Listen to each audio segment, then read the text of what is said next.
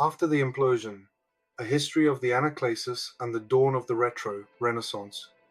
A retrospective by Dr. Aris Thorne, Royal Society of Re-Engineers, Teddington Division, dated September 2095. From where I sit today, in the quiet hum of the National Physical Laboratory's Babbage Engine Hall, it is difficult to convey the nature of the world that was lost. Here in Teddington, the gentle flow of the Thames is managed by the great mechanical levers of the lock, its operations calculated by a robust M68K processor array housed in the old lockkeeper's cottage. Our communications with the London mesh are reliable, if not instantaneous. Life is tangible, understandable. But to understand how we arrived here, one must first understand the brittle, glittering empire that preceded us. From the perspective of September 2025 at time, I have only studied through salvaged texts and the fragmented memories of the last generation humanity lived within a dream of pure abstraction. It was a world woven from invisible signals and instantaneous transactions, governed by algorithms housed in monolithic data fortresses, all running on silicon chips of incomprehensible complexity. An AI assistant could write a poem, a drone could deliver a package across a city, and a person could speak face to face with someone on the other side of the planet, all because of microscopic transistors etched by the billion onto slivers of purified sand. They had built a palace of wonders on a single, impossibly thin pillar. They never truly considered what would happen if that pillar turned to dust. This is the story of that collapse, the great implosion, the Anaclasis, and the painful, necessary rebirth that followed. Precursors to the fall, the digital Cold War. The late 2020s were not a time of peace. They were a time of undeclared, perpetual conflict fought in the grey zones of cyberspace and economic policy. The world's technological power rested on an absurdly precarious foundation. Over 90% of the world's most advanced microprocessors were manufactured in a single location, Taiwan. This geopolitical fault line, termed the Silicon Shield, created a state of extreme tension. The United States and China were locked in a digital Cold War, a struggle for technological supremacy that manifested in trade restrictions, industrial espionage, and a frantic arms race to onshore chip production. This intense competition had a fatal side effect. It pushed semiconductor technology to its absolute physical limits. Companies poured trillions into developing 3 nanometer and then 2 nanometer process nodes. The chips became miracles of quantum engineering, but they were also incredibly fragile, requiring exotic materials like hafnium, cobalt, and gallium arsenide, all sourced through a fractious global supply chain. The complexity became a vulnerability. The system was too optimized, too centralized, and too vital to fail. It was the perfect target. The final move in this global chess match was not a missile launch or a fleet movement. It was an act of sabotage so elegant and so devastating that it remains a subject of awe and terror. The aggressor, whose identity is still debated in the annals of our fragmented history, did not target armies or cities. They targeted the pillar itself. The Anaclasis, a chronology of cascading failure. Late 2029, the Silent Plague. The end began in the sterile clean rooms of Hsinchu, Taiwan. An engineer at TSMC's Fab 18, a place once considered the pinnacle of human creation, noted a catastrophic yield failure on a new batch of 2 nanometers wafers. Under the electron microscope, the impossibly precise circuitry seemed to simply dissolve. The official report cited an unknown chemical contaminant. Within a fortnight, similar reports emerged from Samsung in Pyeongtaek and Intel in Arizona. Corporate espionage was the initial suspect, but the truth was far more terrifying. It was a weaponized nanomachine, later named the Cerberus Strain. It was a lithophilic, silicon-eating agent, self-replicating and airborne, programmed with ruthless specificity. It ignored glass, metal, and organic matter. It was designed to seek out and decompose the unique quantum tunneling structures and exotic dopants found only in chips built on process nodes smaller than 20 nanometers. It was a grey goo plague that fed only on the brain of the modern world. By the time it was identified, it was already in the ventilation systems of every advanced fab on the planet. The world's ability to manufacture high-performance electronics was, for all practical purposes, extinct. 2030 to 2031. The unraveling. For the average citizen, the first year was a slow, creeping series of inconveniences that spiraled into existential threats. The cloud evaporates. The first domino was the cloud. The colossal data centers that housed the world's information were marvels of constant maintenance, with server blades being replaced by the thousand every day. When the supply of replacements vanished, attrition took over. In the spring of 2030, cloud providers began a desperate triage. Video streaming services went dark first, then online gaming servers. Then, the most painful blow, personal cloud storage. An entire generation's photographs, documents, and creative works, stored on the ethereal servers of Google, Apple, and Amazon, simply ceased to exist. Corporate and scientific data followed. The frantic efforts of data scribes, archivists who began mass printing everything they could, saved only a fraction of the world's knowledge. The Great Market Crash.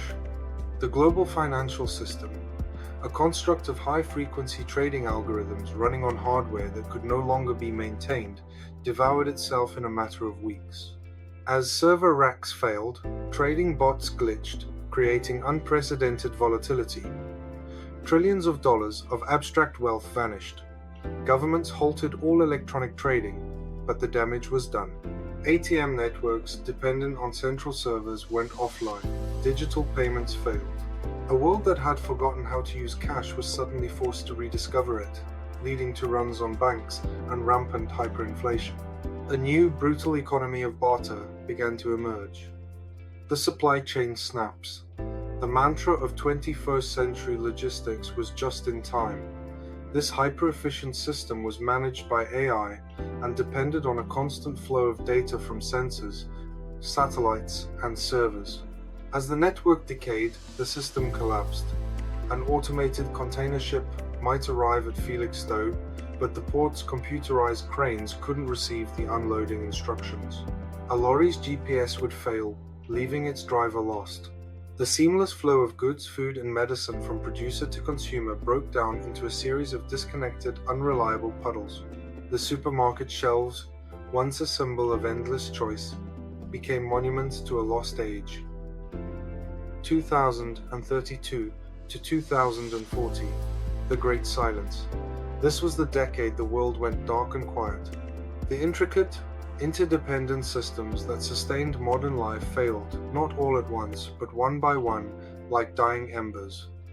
The healthcare crisis. A modern hospital was a data center with beds, MRI machines, CT scanners, patient monitoring systems, and robotic surgical arms were all powered by complex embedded processors. As these units failed, they could not be repaired. Medical care regressed a century. Doctors and nurses fell back on physical diagnosis, manual record keeping, and invasive, exploratory surgeries.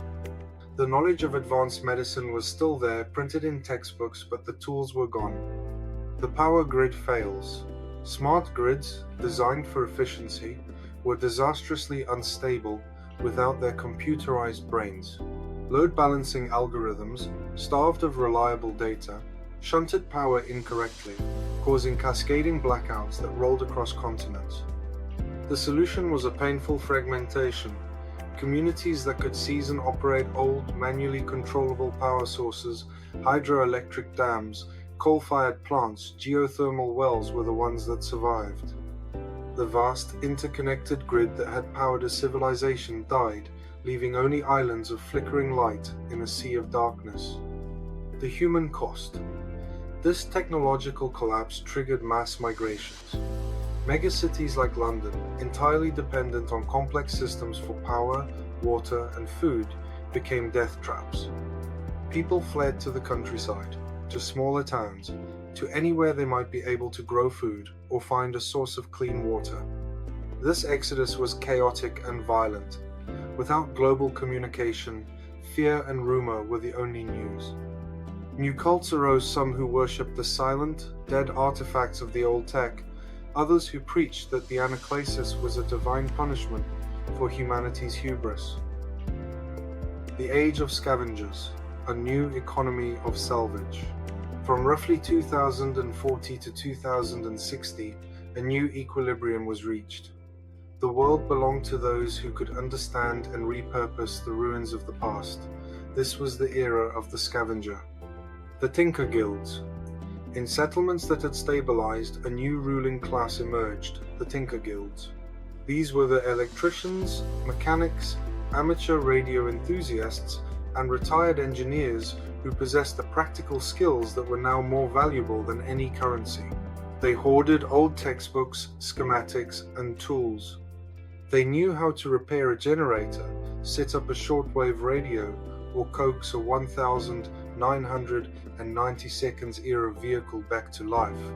Knowledge was power, and they guarded it jealously, taking on apprentices and trading their services for food, security, and influence. The Great Discovery. The central quest of this era was the search for functioning electronics.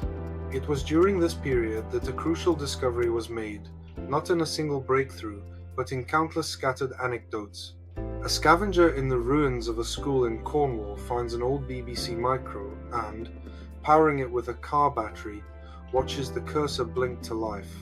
An engineer in a university basement in Manchester manages to boot up an ancient sun spark station.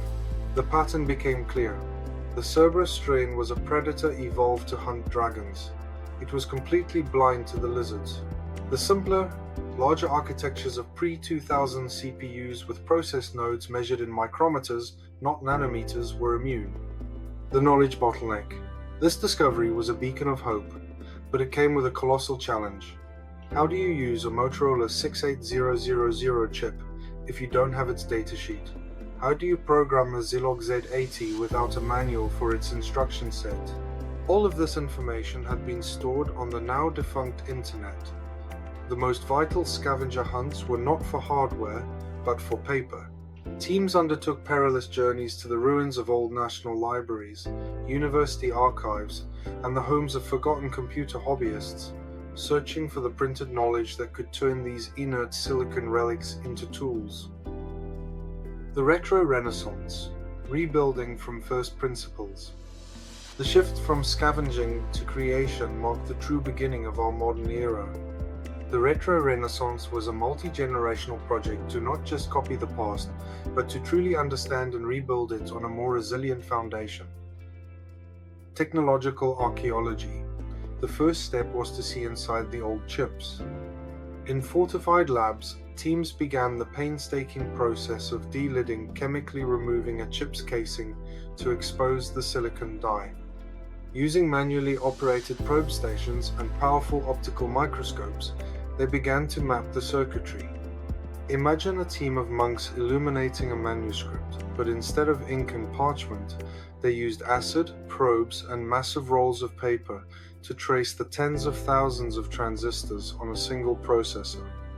Project Phoenix, the successful effort to fully map and clone the Zilog Z80, took a team at Cambridge 7 years. It was a monumental fusion of chemistry, engineering, and artistry. The lab fab and the first working wafer, recreating the manufacturing process, was the next great hurdle. A group known as the Manchester Collective, leveraging the city's industrial history, established the first lab fab. They couldn't build a modern cleanroom, but they converted a sealed underground bunker into a good enough facility. They had to reinvent everything.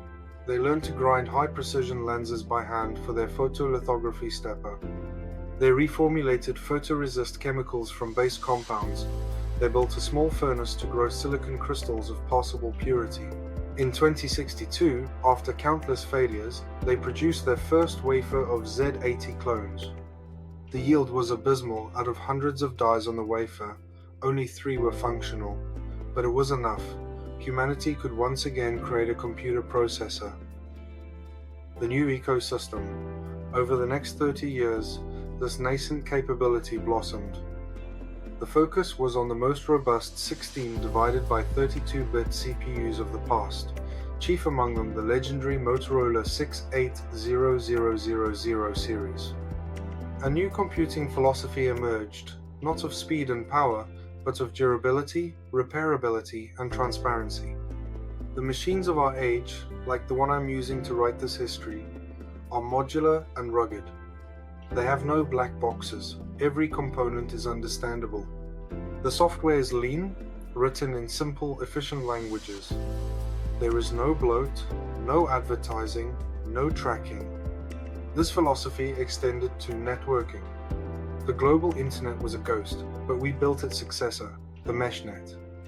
It is a decentralized, resilient network of nodes connected by a mix of old telephone lines, packet radio, and physical couriers. It is slow, but it is ours. It is a network for sharing knowledge and coordinating communities, not for consumption and distraction.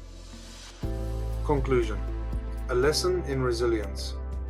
Looking back from 2095, the Anaclasis was not an ending, but a violent, transformative pruning. The glittering, hyper-complex world of the 2020 seconds was a marvel, but it was a fragile one, built on layers of abstraction that few understood and almost no one could repair. Its collapse was a terrifying lesson in the dangers of over-centralization and runaway complexity. Our world is smaller now, slower, more tangible. A journey from Teddington to Manchester is a significant undertaking, not a casual afternoon trip.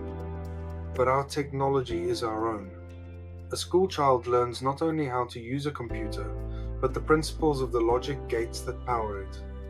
Our communities are sustained by technology that can be maintained and repaired locally, not by distant, unknowable corporations. We lost the magic of the cloud, but we regained the solidity of the earth beneath our feet. The Great Implosion forced us to learn that true progress is not a relentless upward surge toward ever greater complexity. It is a circle. It is the ability to understand our tools, to repair them when they break, and to pass that knowledge down to the next generation. We lost a world of wonders, but we built a world of substance in its place.